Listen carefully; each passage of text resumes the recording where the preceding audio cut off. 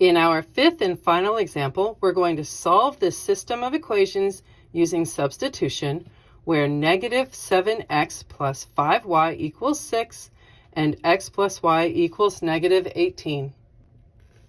We see in this particular example that neither of our equations are solved for a variable. Oh no, except it's not that bad.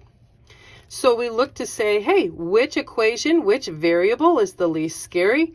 And we have so many equations that truthfully we find very comfortable where y equals is the least scary.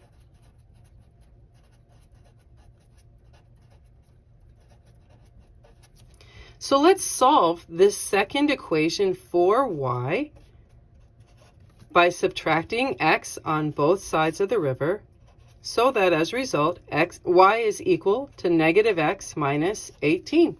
Okay, so now we have done step one, where we found the equation that is solved for a variable because we created it.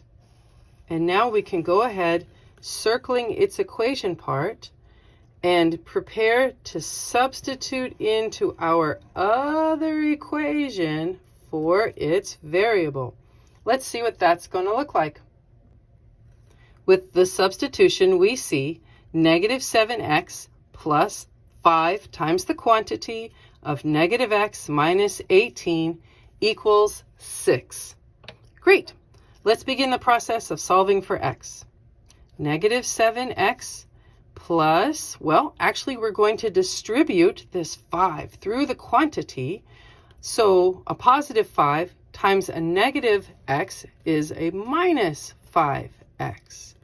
And then positive 5 times negative 18 is negative 90, which equals 6. Great.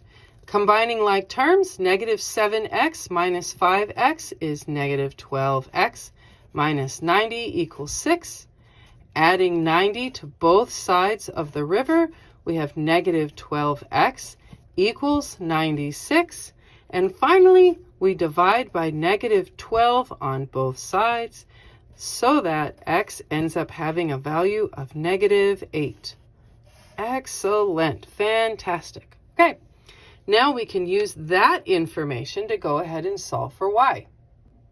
From the introduction, we saw that once you found the value for one of your variables, you're going to substitute that into your other equation, your circled equation, and solve for the remaining variable. So let's do that right now.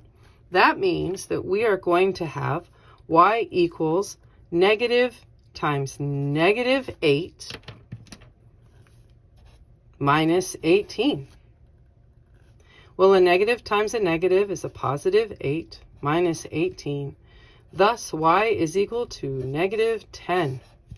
We've done all the hard work. We're ready to write our final answer.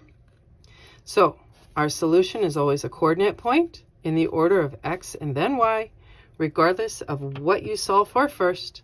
For us, x has a value of negative 8, and y has a value of negative 10.